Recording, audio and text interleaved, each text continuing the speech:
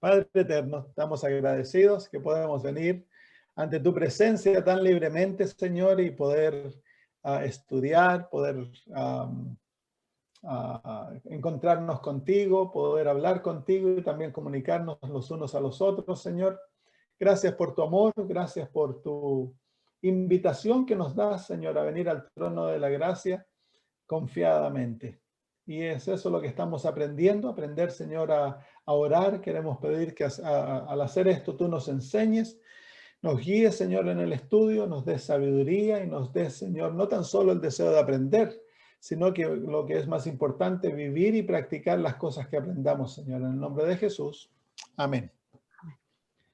Muy bien, estamos estudiando acerca de lo que se debe y lo que no se debe hacer cuando oramos.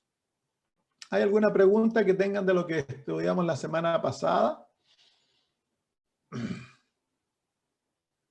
Estábamos mirando al Padre Nuestro, que es la oración modelo que el Señor nos da. Mateo capítulo 6. Mateo 6. Si tienen una pregunta mientras vamos hablando, siéntanse libres para preguntar. No es sermón, es estudio. O para añadir algo, dar comentarios, lo hace más entretenido de esa manera. Vamos a Mateo 6, desde el versículo, vamos a leer desde el versículo 8. No hagáis pues semejantes a ellos, porque vuestro Padre sabe todas las cosas que tenéis necesidad, antes que vosotros le pidáis. Vosotros pues oraréis así: Padre nuestro que estás en los cielos, santificado sea tu nombre. Entonces nuestras oraciones deben ser dirigidas a nuestro Padre. Nos comunicamos con Él como un Padre, con plena confianza. No llegamos al trono de la gracia como que Dios no nos quisiera escuchar. Mire, vengan al libro de Primera de Crónicas. Primera de Crónicas. Segunda Crónicas, perdón, capítulo 7. Segunda Crónicas, capítulo 7.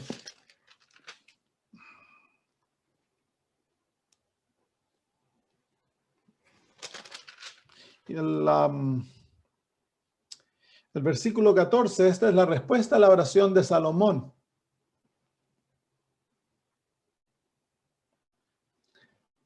Dice así: y si se humillare mi pueblo, sobre el cual mi nombre es invocado, y oraren y buscaren mi rostro, y se convirtieren de sus malos caminos, entonces yo oiré desde los cielos y perdonaré sus pecados y sanaré su tierra. Entonces aquí el Señor nos dice que cuando oramos debemos venir a la oración con la confianza de que nosotros somos pueblo de Dios y su nombre es llamado sobre nosotros, somos sus hijos. La oración tiene que ser hecha en un contexto de confianza absoluta, de que Dios desea escuchar nuestras oraciones, que Él le encanta que oremos, que hablemos con Él. Como ya hemos dicho tantas veces, la oración es hablar con Dios. Y hablamos con Dios como un Padre amoroso, como un amigo, en plena confianza. No entramos titubeando como que tuviéramos que ganarle el favor, como que Dios está distanciado y enojado de nosotros, sino que entramos al trono de la gracia, como dice Hebreos capítulo 4, confiadamente. Y esa confianza la tenemos gracias a que Cristo Jesús es nuestro Salvador. No es por nosotros que tenemos aquella confianza, sino que es por Cristo Jesús, nuestro sustituto. Es en Él que nosotros tenemos todos los beneficios que Dios nos da. Nosotros tenemos acceso a ello gracias a Cristo Jesús. Entonces, venimos a Él en plena confianza. Estamos hablando con nuestro Padre, Padre nuestro, Padre mío, podemos hablar, podemos llamarlo papito. Es otro término, dice el libro de Romanos capítulo 8. Que nosotros por el Espíritu viviendo en nosotros tenemos el derecho de llamar a Dios Abba. capítulo 8 de Romanos, versículo 14 dice, porque todos los que son guiados por el Espíritu de Dios, estos son hijos de Dios.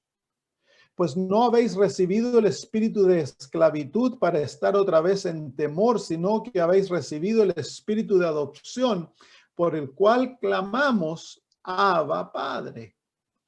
El Espíritu mismo da testimonio en nuestro espíritu de que somos hijos de Dios. Así, y si hijos, también herederos, herederos de Dios y coherederos con Cristo. Si es que padecemos juntamente con Él, para que juntamente con Él seamos glorificados. Así que tenemos el derecho, gracias al Espíritu que vive en nosotros, de llamar a Dios Abba. Abba es una manera cariñosa de referirse al Padre. Es como papito. Yo no sé en las culturas de ustedes cuáles son las maneras cariñosas de referirse a vuestro Padre, pero Jesús, ¿se acuerdan? Fue en el Getsemaní que él le dijo a su Padre, Abba, Padre. Entonces, nosotros tenemos el mismo derecho que Jesús, gracias a que somos hijos de Dios a través de la sangre de Cristo. Nosotros podemos llamarle a Dios el Padre, le podemos decir papito. Qué manera tan cariñosa, ¿no? De que Dios el Padre nos permita a nosotros referirnos a Él en una manera tan tierna. Eso es lo primero que enseña la oración del Padre Nuestro, que cuando nuestras oraciones tienen que ser en plena confianza, le estamos hablando a un Padre cariñoso, a un Padre tierno, que anhela escuchar nuestras oraciones y responderlas. Él anhela estar en comunión con nosotros. Padre nuestro, que estás en los cielos, santificado sea tu nombre. Entonces, la primera parte de nuestra oración debemos pasar en adoración. ¿Por qué adoración? Porque la adoración es lo que trae la presencia de Dios. Y si no oramos en el contexto de la presencia de Dios, entonces se vuelve un monólogo y la oración se va a volver aburrida, porque lo único que vamos a hacer es hablar nosotros, hablar y ya se nos acaba el tema. ¿Y de qué seguimos hablando? Entonces no podemos orar muy largo. Pero si adoramos a Dios, entonces no toma mucho tiempo y van a sentir la presencia de Dios. Entonces la oración deja de ser un monólogo, la oración es una conversación, es un diálogo con Dios. Y Dios les va a hablar a ustedes también. Entonces la presencia de Dios siempre se manifiesta en el contexto de adoración. El propósito de la adoración es llevarnos a humillarnos a nosotros mismos y a exaltar a Dios. El hacernos totalmente dependiente de Dios. Cuando el profeta Isaías contempló la adoración de Dios en el cielo, ¿cuál fue la respuesta automática de lo que él contempló? Dijo, pobre de mí, que soy hombre impuro de labios. Soy muerto, dice el original. Entonces, esa es la reacción que debemos tener. En la presencia de Dios, el yo es humillado. Es por eso dice que si mi pueblo, que es llamado por mi nombre, se humillare. Es una de las condiciones para poder entrar a la presencia de Jehová, el entrar humildemente. Porque Dios es un Dios humilde. Él rechaza al orgulloso y al altanero, porque Dios es humilde. Cuando Dios no buscó la autoexaltación, Dios buscó el despojarse a sí mismo para poder salvarnos. Y nosotros debemos tener el mismo espíritu, debemos exaltarlo a Él y nosotros humillarnos.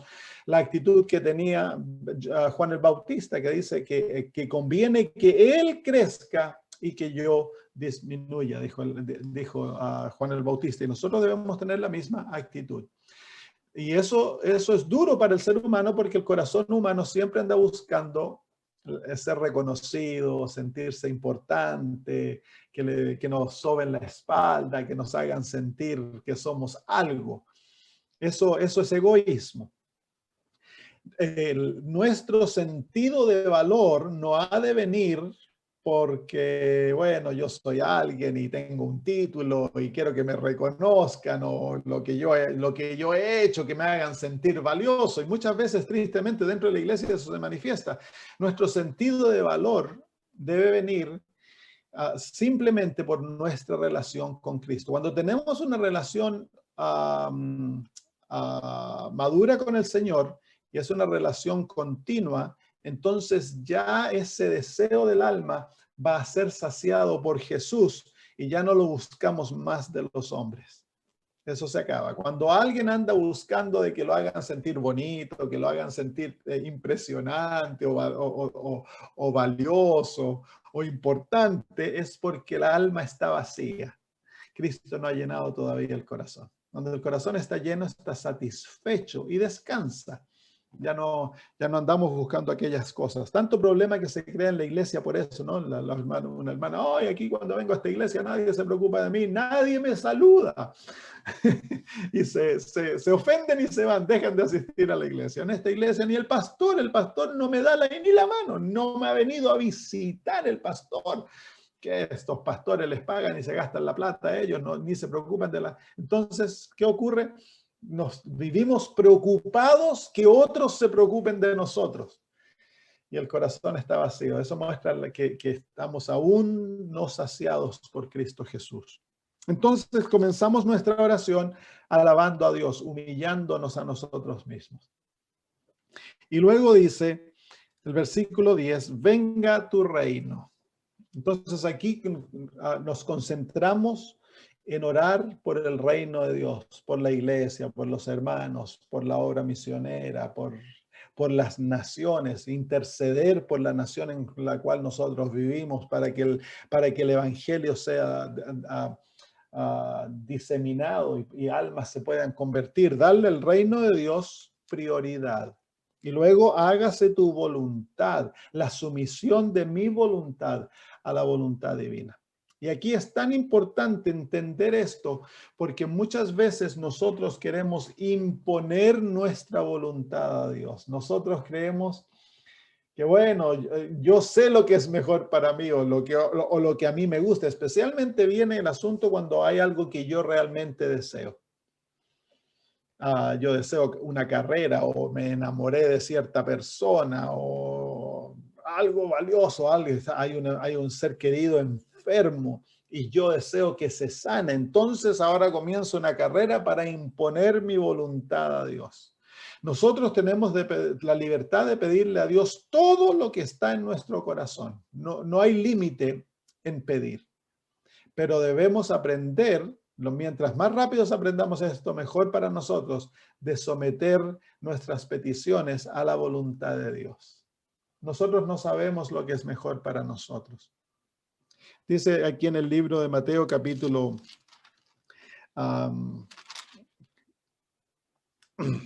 7, el Señor Jesús dice, capítulo 7, versículo 7, pedid y se os dará. Buscad y hallaréis, llamad y se os abrirá. Entonces, eso es lo que el Señor nos pide. Debemos pedir, debemos buscar, debemos añadir, es decir, llamar, porque todo aquel que pide recibe, y el que busca halla, y al que llama se le da, se le abrirá. ¿Qué hombre de vosotros que si su hijo le pide pan le dará una piedra? ¿O si le pide un pescado le dará una serpiente? Pues si vosotros siendo malos sabéis dar buenas dádivas a vuestros hijos, ¿cuánto más vuestro Padre que está en los cielos dará buenas cosas a los que le piden? Entonces ahí está. El Señor nunca nos va a dar algo malo, porque Él compara eso. Si nosotros siendo malos sabemos dar buenas cosas a nuestros hijos, ¿cuánto más Dios nos va a dar buenas cosas a nosotros? Pero el problema es que a nosotros no nos parece que los dones de Dios a veces son buenos. Y entonces nos desanimamos, nos desesperamos y creemos que hemos de tomar nosotros el toro por los cuernos y asegurarnos nosotros nuestra vida, porque pareciera de que Dios no nos responde a nuestras oraciones o no nos da lo que a nosotros estimamos por nosotros mismos que es bueno. Entonces la fe demanda que cuando nosotros pedimos, hemos de someternos a la voluntad divina y pedir que Él haga su voluntad y que responda de acuerdo a lo que Él ve que es mejor para nosotros. Y la seguridad que tenemos es que Dios siempre nos va a dar lo bueno. Entonces ahora yo por fe he de entrenarme a desarrollar una confianza absoluta en Dios para que cuando la respuesta venga, en la manera que venga, yo he de tomarla como buena. Y a veces cuesta aquello porque a nosotros nos hemos acostumbrado a evaluar las cosas de un punto de vista de la carne. Si esto me complace, si esto me hace feliz, si esto me gusta, entonces es bueno.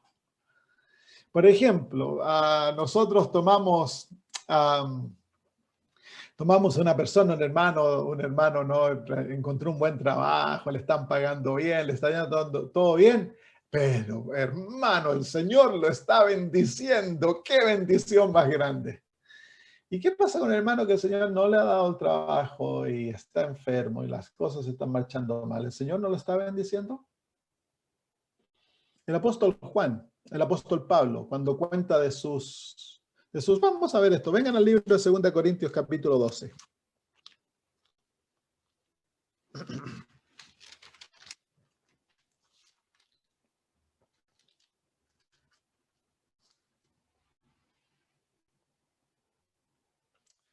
Vamos a ir al capítulo 11, perdón, primero.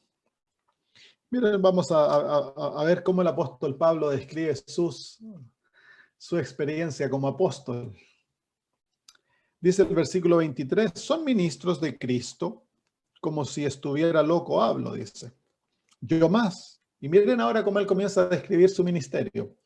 En trabajos más abundantes, en azotes sin números, en cárceles más, en peligros de muertes muchas veces. De los judíos 5 veces he recibido 40 azotes menos 1. 3 veces he sido azotado con varas, 1 vez apedreado, 3 veces he padecido naufragio.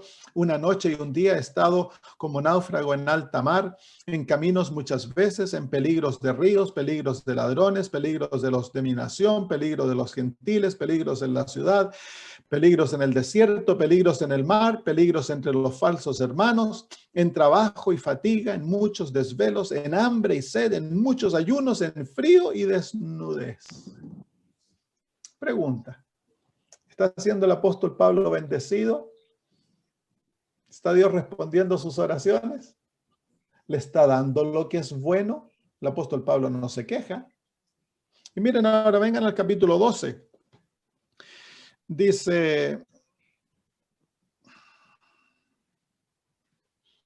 versículo 7 dice, para que la grandeza de las revelaciones no me exaltase desmedidamente, me fue dado un aguijón en mi carne, un mensajero de Satanás que me abofetee, para que no me enaltezca sobremanera, respecto a lo cual 3 veces he rogado al Señor que lo quite de mí.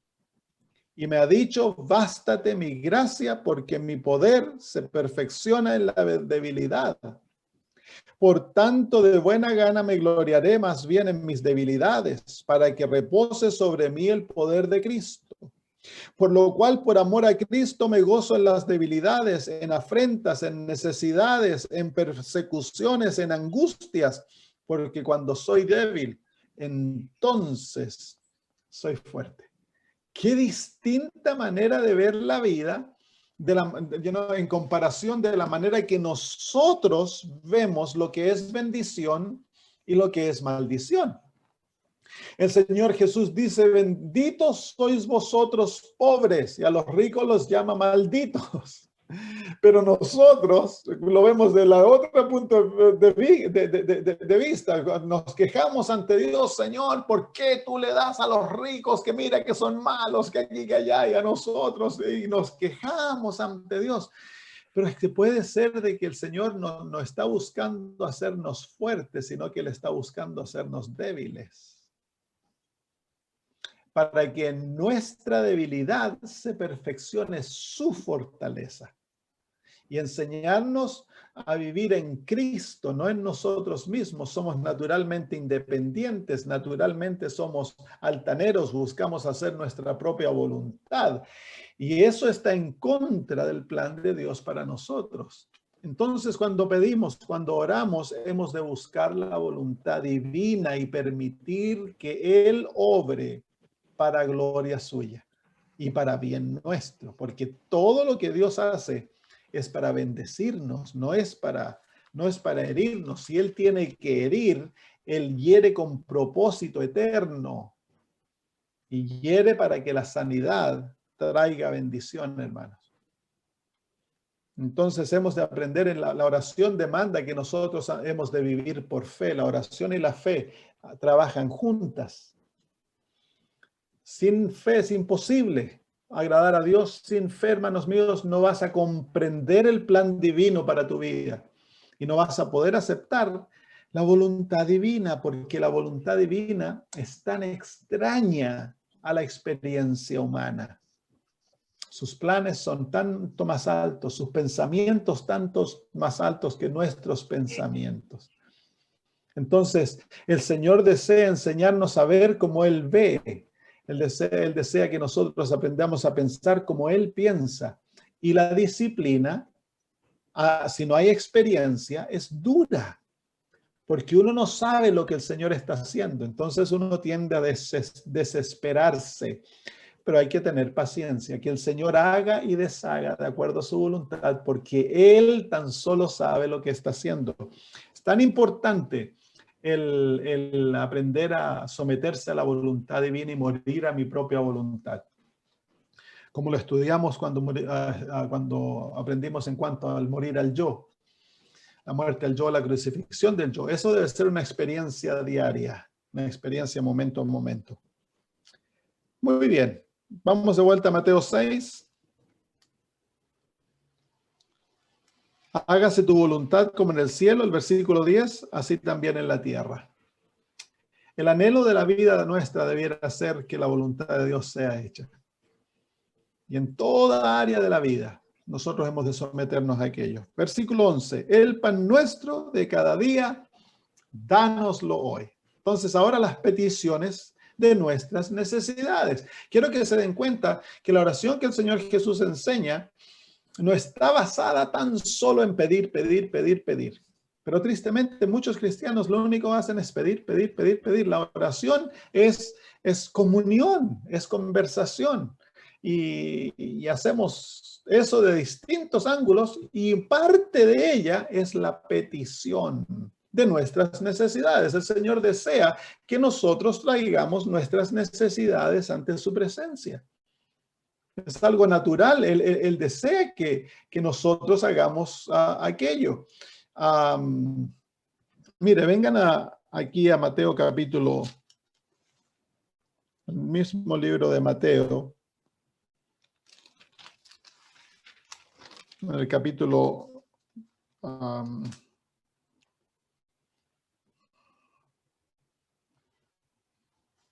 el mismo capítulo 6, vamos a leer desde el versículo 25. Por tanto os digo, no os afanéis. La palabra afanarse es una palabra española antigua que quiere decir no os preocupéis. No os afanéis por vuestra vida, qué habéis de comer o qué habéis de beber, ni por vuestro cuerpo, qué habéis de vestir. No gasten vuestra vida. Eso es lo que la palabra griega quiere decir. No hemos de gastar nuestra vida tratando de obtener estas cosas.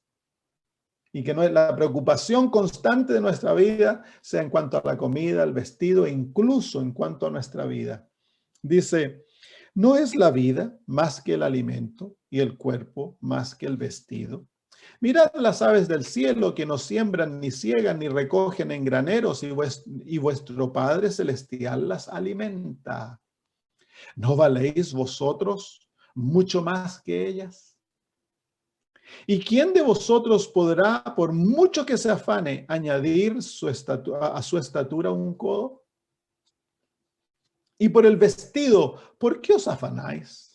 Considerad los lirios del campo, cómo crecen, no trabajan ni hilan. Pero os digo que ni aun Salomón con toda su gloria se vistió así como uno de ellos. ¿Y quién es el que los viste? Y si la hierba del campo que hoy es y mañana se echa en el horno, Dios la viste así, ¿no hará mucho más a vosotros, hombres de poca fe? No os afanéis, pues, diciendo qué comeremos, o qué beberemos, o qué vestiremos, porque los gentiles buscan todas estas cosas, pero vuestro Padre Celestial sabe que tenéis necesidad de todas estas cosas. Entonces, una vida centrada en lo material, en satisfacer mis necesidades, en preocupándose de cómo voy a comer, cómo voy a poder pagar esto, cómo voy a poder hacer otro, no está cumpliendo el plan divino. El plan divino es que sus hijos vivan sin preocupación, como las flores, como los pajaritos. ¿Por qué? Porque tenemos un Padre Celestial que se preocupa por nosotros. ¿Cuándo fue la última vez que vieron a Joaquín preocupado?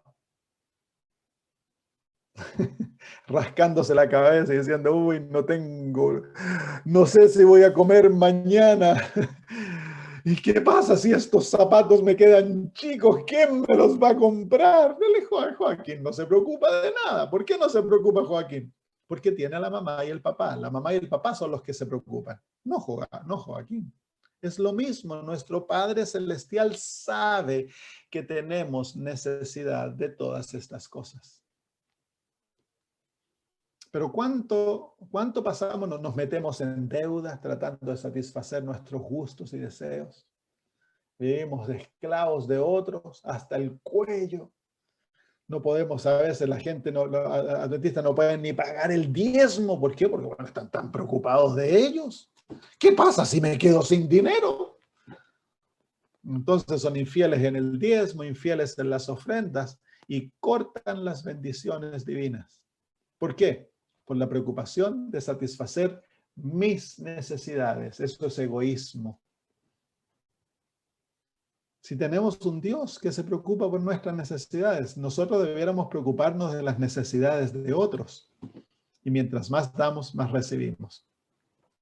Y luego dice el Señor Jesús, mas buscad primeramente el reino de Dios y su justicia, y todas estas cosas os serán añadidas. Y yo puedo testificar de eso. Puedo testificar de eso. Tantas maneras de que Dios prueba constantemente de que Él está preocupado. La semana pasada me quedaban, antepasada, tenía que pagar el arriendo, tenía, ¿cómo se llama? Unos dólares en la cuenta. Me parece que les conté esta historia, pero se repite todo. Y tenía que pagar mi diezmo, y el Señor había puesto de que tenía que ayudar a algunas personas.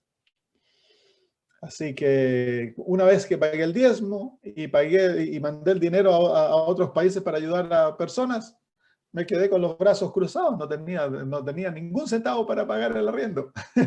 Son $600 a la semana y lo pago cada 2 semanas, así que son $1,200, un montón de plata. Incluso aquí en Australia es bastante dinero. Pero el Señor, ¿cómo se llama? Después, cuando llegó el día de pagar el dinero, abrí la cuenta el día jueves en la mañana y habían llegado exactamente $1,200. Y un poquito más ya pude pagar ¿cómo se llama? El diezmo por eso. Pagué mi arriendo y por 2 semanas, feliz. Yo ya no me preocupo. Esta semana tengo que pagar mi arriendo, no tengo dinero en la cuenta, yo sé que voy a poder pagarlo, así que no hay para qué preocuparse. Si yo tengo un Dios que se preocupa por mí, ¿por qué yo voy a andar preocupado por mí? La preocupación no sana nada. Mi parte es cuando tengo necesidades, es presentarlas en oración ante Dios. Y dice en el libro de Filipenses,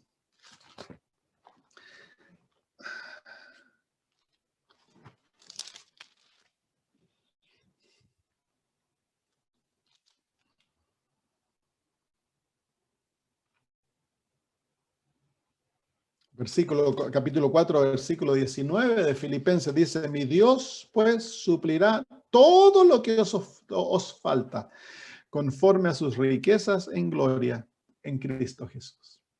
¿Cuánto nos va a suplir Dios de lo que nos falta? Dice todo.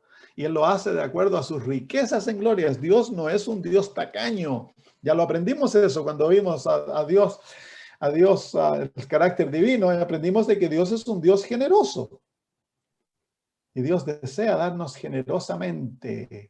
Entonces el Señor me ha enseñado a mí a no meterme en deuda. Si yo deseo algo, tengo necesidad o deseo algo, porque nosotros deseamos, yo se lo pido al Señor.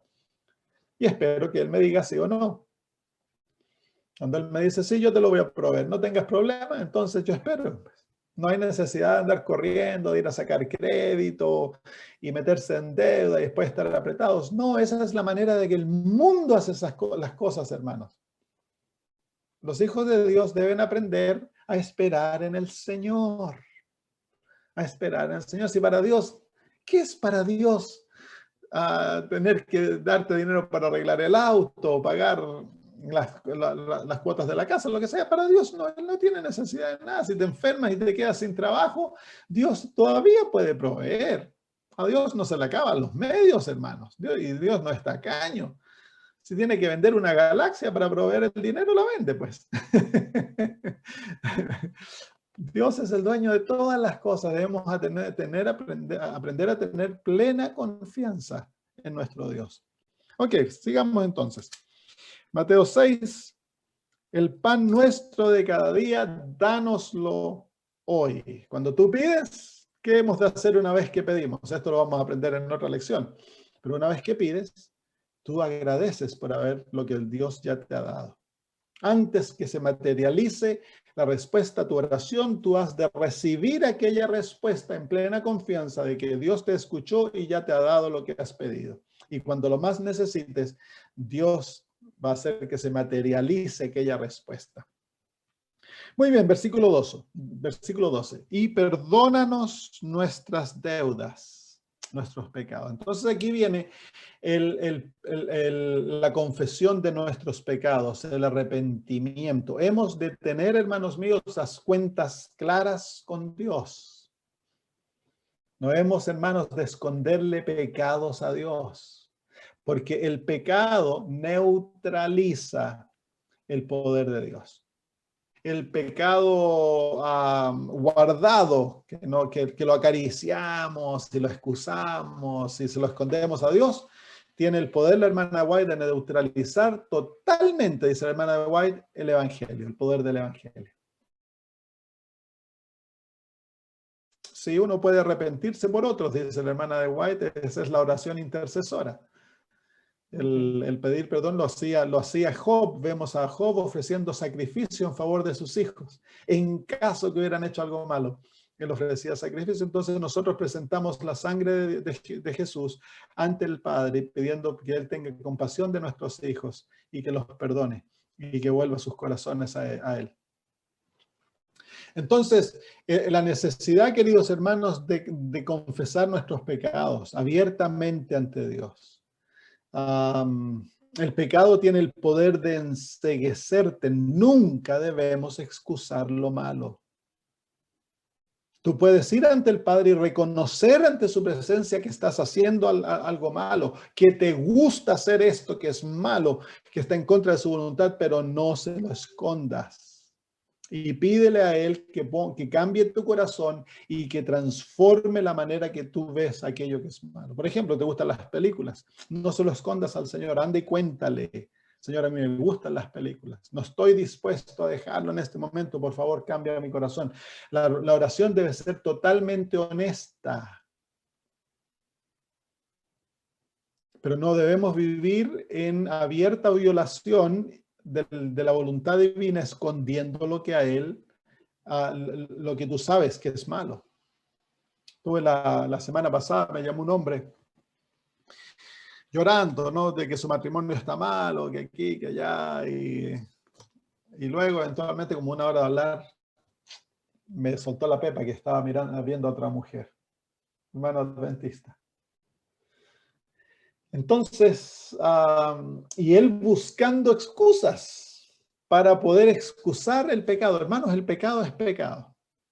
No hay excusa para el pecado. No importa la situación en la que te encuentres, nunca hay permiso para pecar. Y tu pecado nunca es el resultado de otros. Cuando tú pecas, tú has escogido pecar. Y es por eso que debemos tener responsabilidad propia y confesar nuestros pecados sin echarle la culpa a nadie. El hecho que tú cometas adulterio, le puedes decir que mi esposa era así o mi esposo era acá y que aquí y que allá. Puedes tú tener todas las culpas, todas las excusas, pero ante la ley de Dios, cuando tú escogiste ser infiel, el pecado es tu culpa. Y va así para todas las ramas de nuestra vida. Y no hemos de excusar lo malo desde lo pequeñito. Por ejemplo, tomar café, tomar alcohol, fumar, ser enojones, ser déspotas, orgullosos. Todos no debemos excusarlo. Está bien tener lucha y luchar en la presencia de Dios, pero no se debe excusar el pecado. El momento que tú excusas el pecado, has entrado en un terreno que es muy difícil de salir. ¿Cuántos hermanos? Hermanos, si una tacita de café, dicen, no es nada de malo. Peligroso, porque es Dios el que nos ha dicho que no hemos de tomar café. Sí, hermanos, el pecado no es tan solo agarrar una pistola y matar a alguien. El pecado es desobediencia a lo que Dios dice. Y cuando tú, en forma abierta, violas lo que Dios ha dicho que no debemos hacer, estás pecando. Y si lo excusas, has entrado en un terreno en el cual eventualmente tu corazón se va a endurecer y no va a haber remedio para aquello, ya sea pequeñito o grande, hermanos. Entonces hemos de aprender en la oración, abrir nuestro corazón a Dios y pedirle que Él nos muestre dónde nosotros estamos cayendo, porque somos ciegos, el pecado nos ciega. Sí, mira, yo he tenido la oportunidad de visitar cárceles, hacer campañas en cárceles y los presos adentro, todos creen que son mejor que el otro. Es normal de la naturaleza humana el no ver como que es tan malo lo malo que hacemos. El excusarnos. Y ellos han matado, han violado, han robado, han hecho los peores crímenes. Y sin embargo, en su mente hay una excusa que les permite vivir consigo mismos. Entonces, por eso la oración nos enseña, perdona nuestras deudas.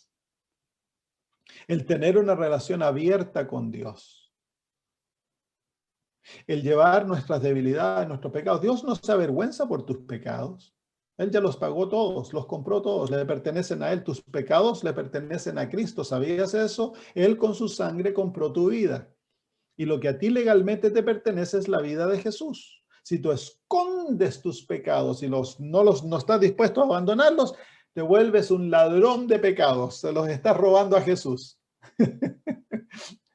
Lo que a ti te pertenece, cuando tú entregas tu vida de pecado, el Señor te entrega a ti como don la vida santa de Jesús. Pero Dios no puede hacer eso si tú no estás dispuesto a entregar tus pecados. Entonces, hemos de aprender bueno, hay muchas luchas. Es difícil muchas veces el entregarse. Entonces, hay que aprender a luchar con Cristo y en Cristo. No creas que tú tienes que mejorarte antes de venir a Cristo. No, tú vienes con tu pecado ante el Señor y le dices, Señor, yo tengo este problema. Quiero dártelo, pero me gusta mucho. Ayúdame, por favor. Incluso si no quieres darlo.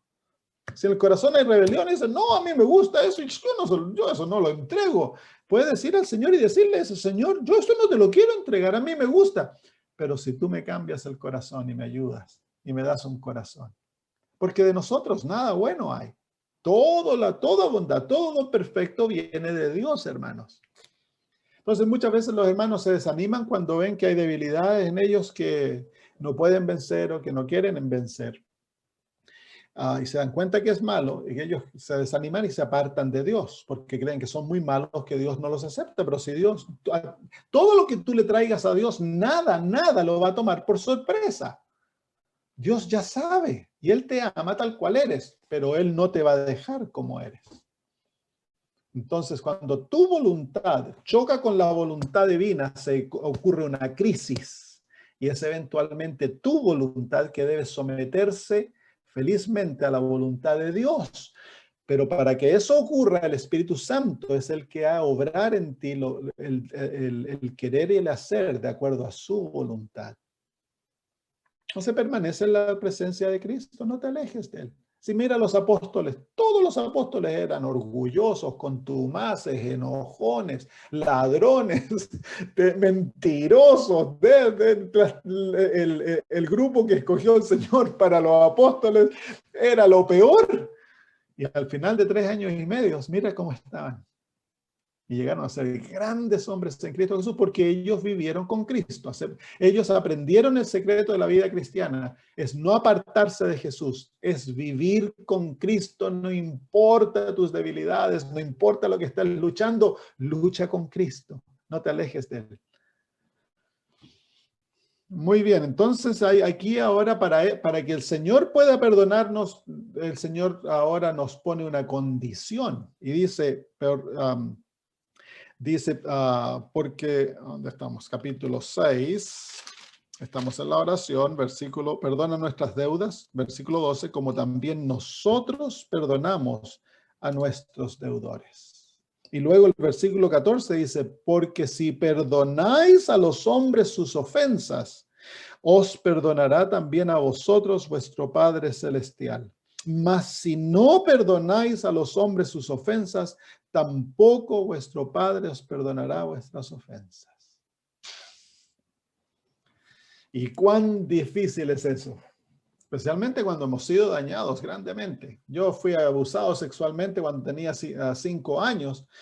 Y el perdonar a ese hombre que hizo el abuso tomó años porque lo tenía yo escondido allá, no quería hablar con nadie de eso. Y cuando yo fui convertido, el Señor esa misma noche me trajo la memoria y me dijo, ¿qué vas a hacer con este hombre? Y el rostro de ese hombre lo vi en mi mente y comencé a transpirar, a luchar y eventualmente dije, Señor, escojo perdonarlo y amarlo. Escojo, no siento. Porque en la vida cristiana nada se hace por sentimiento. En la vida cristiana todo es hecho a través de la voluntad.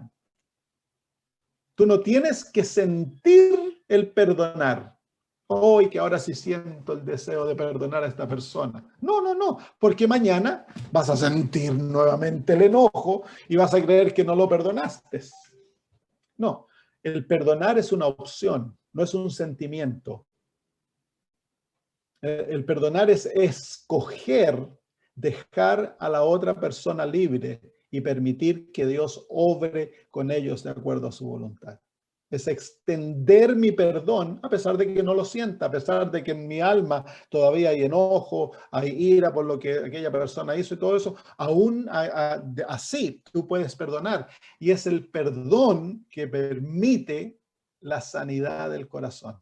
Si tú no perdonas, no hay sanidad. Y saben ustedes que la gran mayor cantidad de las enfermedades vienen como producto del hecho que las personas llevan rencores, iras, amarguras en el alma que no están dispuestos a perdonar. Y la falta de perdón es violación del 6º mandamiento, porque la falta del perdón lleva odio contra otros, que es a matar, y te está matando a ti. Así que la falta de perdón es violación del 6º mandamiento que dice no matarás. Y si no perdonamos, Dios no te puede perdonar a ti, porque Dios demanda que tú y yo tengamos su misma actitud hacia los demás. Así como Él está tan libre, tan dispuesto a perdonarte a ti, Dios desea que estemos nosotros dispuestos a perdonar a aquellos que nos hacen daño. Entonces, nuestra actitud debe ser la actitud divina. El apóstol Pedro viene ante Jesús y le dice, Señor, ¿cuántas veces he de perdonar al que me hace daño. ¿Hasta 7 veces? Y el Señor Jesús le dice, no, hasta 40, hasta 70 veces 7, 490 veces. Por supuesto, lo que el Señor está diciendo es que nuestra actitud debe ser una actitud que no tiene límites. Y la hermana White, tomando ese versículo, dice que si la misma persona nos dañara 490 veces en un día, hemos de perdonarlas, porque así es Dios con nosotros. Entonces, tengan en claro, hermanos, que el perdón no es un sentimiento. Tú no tienes que sentir el calorcito de amor para poder perdonar a esa persona. No, tú puedes perdonar a aquella persona, no importa que no sientas el calor, ni el cariño, ni atracción a aquella persona. No, tú perdonas, escoges perdonar y dices en alta voz al Señor, Señor, yo escojo perdonar y amar a esta persona, pero ahora tú tienes que hacerle una realidad en mi vida. Ya has perdonado. Los sentimientos, el cambio de la disposición va a venir a medida que viene el tiempo. Y cuando entonces ahora el enemigo trae ante tu mente lo que aquella persona te hizo, tú en vez de comenzar a pensar en aquello, tú le dices, no, yo ya lo perdoné y por lo tanto lo he dejado en las manos del Señor. Ya no acarreas la ira ni nada de esas cosas. O le dices, Señor, ahora me siento... Estoy pasando por estos sentimientos con esta persona, te los quiero entregar a ti, Señor, por favor. Tómalos, sácalos de mi corazón. Entonces no llevas la amargura. Y si puedes hacerle el bien, entonces le haces el bien. En la vida cristiana todo se hace por principio, no por sentimientos. Porque tus sentimientos bajan y suben, bajan y suben, bajan y suben. Tú no eres hijo de Dios por tus sentimientos. La religión pentecostal enseña aquello. Pero la verdadera religión de Cristo enseña de que nosotros somos hijos de Dios porque nos apoderamos de las promesas que Dios nos ha hecho. Y aquellas promesas no cambian. Mientras tú por fe te aferres a las promesas de Dios, eres hijo de Dios. Tus sentimientos estén arriba o estés abajo, te creas buen cristiano, porque a veces despertamos o todo está yendo bien y nos creemos súper cristianos. Pero después terminamos con la cara en el barro y nos sentimos débiles, pensamos que Dios nos abandonó y que somos tan malos, buenos para nada. Eso no tiene nada que ver con la vida cristiana. La vida cristiana está basada en lo que Dios dice. Mientras tú te aferres por fe en lo que Dios dice, todo marcha bien. Y es lo mismo Dios espera de nosotros. Si tú dices que perdonaste a tal persona, Dios lo toma como hecho que lo has perdonado. El cambio de los sentimientos, el cambio de tu actitud va a venir con el tiempo.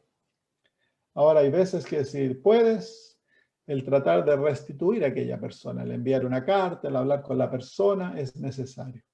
Pero a veces la relación ha sido tan destruida que no se puede, pero escribir una carta y decirle, expresar el perdón a aquella persona, para que aquella persona también tenga la posibilidad de salvación. Después de todos Dios desea salvarnos a todos. Amén. Muy bien, versículo 13, y con esto terminamos. Y no nos metas en tentación, mas líbranos del mal, porque tuyo es el reino, el poder y la gloria por todos los siglos. Amén. Entonces terminamos aquí con el área espiritual, terminamos pidiéndole al Señor que nos libre de la tentación. Eso es hablar con Dios en cuanto a nuestras debilidades, el tener una relación abierta y decirle, Señor, estoy luchando con esto, estoy realmente sintiéndome débil en esta área, por favor ayúdame aquí, Señor. Entonces el hablar con Dios acerca de la tentación que estamos sufriendo abiertamente, Dios no se avergüenza de ti. Tienes debilidades, no importa la debilidad que sea, anda y habla con el Señor y pide que Él te libre. En el libro de Judas se nos da una promesa muy linda. El libro de Judas, versículo 24, tiene un puro capítulo. Capítulo 1, versículo 24 de Judas dice, y a aquel que es poderoso para guardaros sin caída y presentaros sin mancha delante de su gloria con gran alegría. Entonces, Dios es el que nos guarda del pecado. Dios es el que nos guarda de no caer. ¿Cuál es nuestra parte? El aferrarnos a Él, el tomar su brazo, tomar su mano y tener una relación totalmente abierta con Dios. Que el corazón esté siempre clarito, que esté limpio, que esté liviano, que no haya en tu conciencia nada que te esté cargando porque se lo estás escondiendo a Dios. Momento que te sientes cargado, defraudado, anda donde el Señor. Caes, anda donde el Señor. Estás triste, anda donde el Señor. Todo lo que pasa en el alma es oportunidad para la oración. Todo. Cuando vivimos la vida de esa manera, entonces vamos a tener una vida feliz. No importa las circunstancias que lleguen a nuestro alrededor. Muy bien, ¿hay alguna pregunta, hermanos?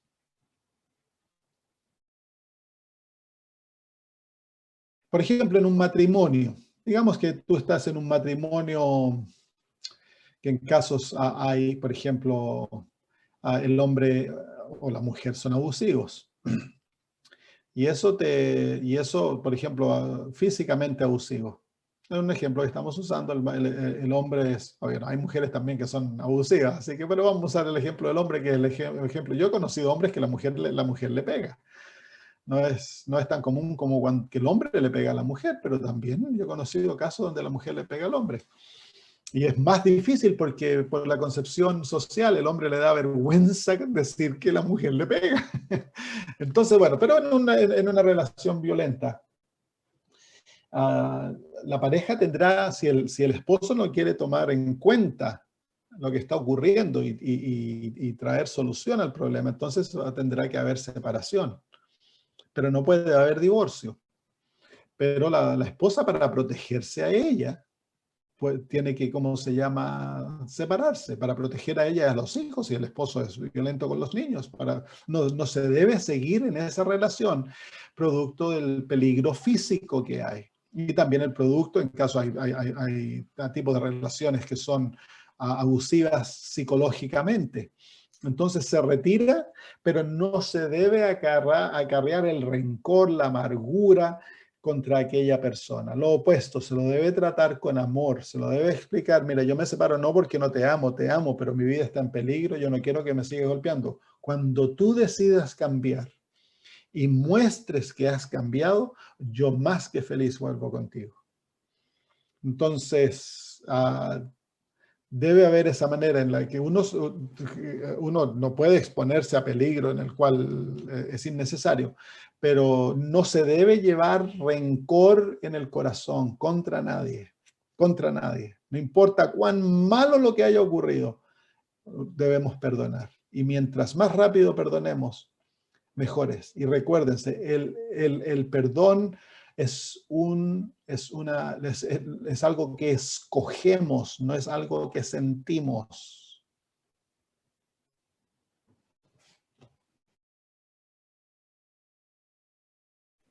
Sí, no, el Padre Nuestro no es un rezo. El Padre Nuestro es una oración modelo. El Señor no espera que repitas el Padre Nuestro. Eso no tiene valor. Claro, a veces es lindo. Por ejemplo, usamos las Sagradas Escrituras y le presentamos versículos a Dios en nuestras oraciones.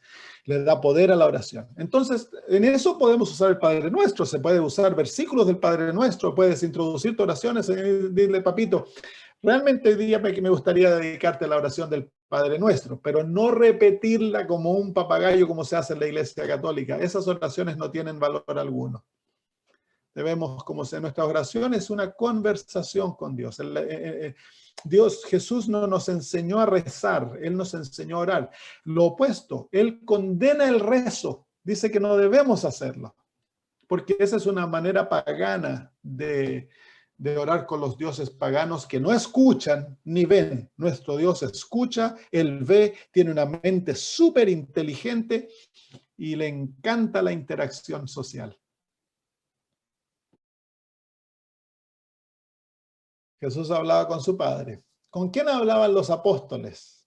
Con Jesús. Si eso es oración, por 3 años y medio ellos hablaron con Jesús todos los días de su vida. Y luego en el libro de Hechos, ¿con quién hablaban los apóstoles? Con el Espíritu Santo. Así que podemos comunicarnos con las tres personas de la deidad. Ahora, Jesús nos ha enseñado que hemos de pedir en el nombre de Cristo y nuestras oraciones deben ser dirigidas al Padre. Pero en aquella oración le estamos hablando a Dios y Dios es un Dios triuno. Así que podemos tener comunión con Jesús, podemos tener comunión con el Padre y podemos tener comunión con el Espíritu Santo. ¿Hay alguna otra pregunta por ahí? ¿Qué pasa cuando nos quedamos dormidos en la oración? Yo les he contado esta historia mía, ¿no? Una vez estaba ¿cómo se llama? Un viernes de noche me arrodillé a orar antes de preparar mi sermón y me quedé dormido. Y a mí me pasa, varias veces me quedo dormido en la oración. Pero me desperté y le dije, Señor, me desperté como a la 1 de la mañana. Señor, perdóname, me quedé dormido orando. Como tremendo pecado. Entonces el Señor me habló y me dice, hijo, cuando tus hijos eran pequeñitos y tú los ponías en tu pecho y se quedaban dormidos en tu pecho, ¿cómo te sentías tú? Yo le dije, me encantaba, Señor. Y él me dice, así también a mí me gusta que mis hijos duerman en mi presencia. Distinta imagen de Dios, ¿no? Cambió. No es pecado, tú estás orando. Igual que cuando no hay nada que decir en la oración, se te acaba el tema. ¿Qué haces? ¿Le dices amén y te vas? O puede ser de que, por ejemplo, cuando las parejas, aquellos que están casados, están siempre hablando. Bueno, yo sé que las señoras siempre le están hablando. Mi esposa está siempre hablando. Pero hay momentos, ¿no? De que no hay nada que decir. Bueno, a veces mi esposa está leyendo un libro, yo estoy leyendo otro, estamos en la cama, estamos tomados de la mano y estamos leyendo, no estamos hablando, pero todavía hay una interacción que es valiosa. Y estar en silencio. ¿Cuántas veces dice el libro de Salmos que hemos de esperar en silencio ante Jehová? Entonces, no se desesperen si se les acabó el tema. Sigan en la presencia del Señor. Señor, no tengo nada que decir, voy a disfrutar de tu presencia un ratito. Ya, hijo, no hay problema. Y ahí a lo mejor el Señor les va a hablar. Lo que pasa es que estamos muy apurados siempre por terminar la oración. Es como que entrábamos a la oración y nos dieron cuerda. Y hay que orar.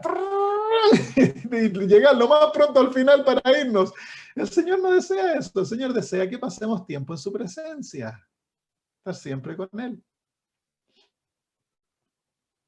Ahora, es otra cosa, por supuesto. No usen esa excusa para dormir en la iglesia.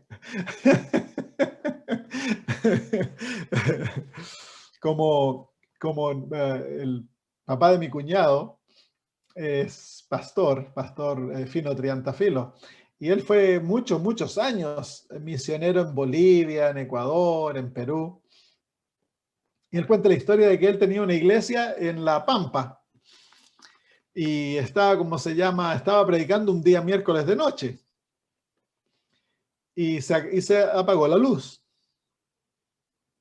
Pero antes que se apagara la luz, el anciano que estaba con él en la plataforma se quedó dormido. Y mientras él dormía, se cortó la luz y quedó oscuro. Y el pastor le dice a la congregación, no se preocupen, hermanos, yo sé el tema de memoria, ustedes escuchen, yo voy a terminar de predicar. Y siguió predicando y de repente el anciano abrió los ojos y sintió al pastor predicar y a los hermanos diciendo amén y todo, y el hermano creyó de que Dios lo había castigado por quedarse dormido en la iglesia, así que se levantó y dijo, hermanos, oren por mí que he quedado ciego. Y el pastor le dice, no hermano, no se preocupe si se cortó la electricidad.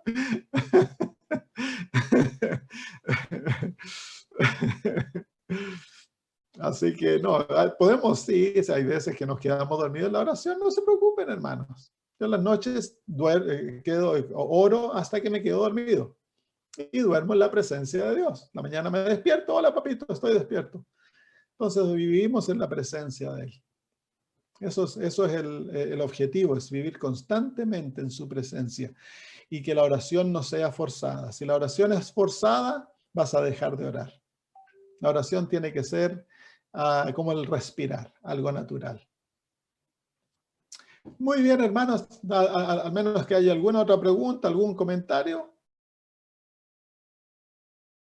El Señor nos ha dicho de que hemos de pagar el diezmo. En el libro de Malaquías, cuando viene el Señor Dios le dice que le están robando y que le están robando los diezmos y las ofrendas y que han de traer todos los diezmos al alfolí. Ese mandato es dado en una de las épocas de apostasía más profunda en Israel. Okay. Así que la apostasía, que los pastores sean flojos, que la conferencia no está haciendo, no es excusa para que nosotros dejemos de devolver el diezmo a donde el Señor nos ha pedido que devolvamos el diezmo. Y el devolver el diezmo ha de ser devuelto a la iglesia. No deje que nadie le diga otra cosa porque no hay mandamientos ni hay citas de la hermana de White que nos enseñe otra cosa. La hermana de White, ella cuando habían personas que no querían dar el diezmo a la iglesia, se lo daban a ella y ella pagaba pastores que no recibían salario. Pero ella le escribe al presidente de la conferencia y le dice, no quiero que esto se sepa porque no quiero que esto llegue a ser el orden de las cosas, porque eso no es la manera que Dios desea que lo hagamos. Yo no recibo diezmos. Si a mí alguien me viene y me dice, te voy a dar mi diezmo, yo le digo, ¿a dónde lo entregas? Si ellos no pagan el diezmo a la iglesia porque son independientes, entonces yo lo recibo. Pero si ellos asisten a la iglesia adventista, ellos han de pagar su diezmo a la iglesia. Okay. Yo no recibo diezmo porque yo no soy la iglesia.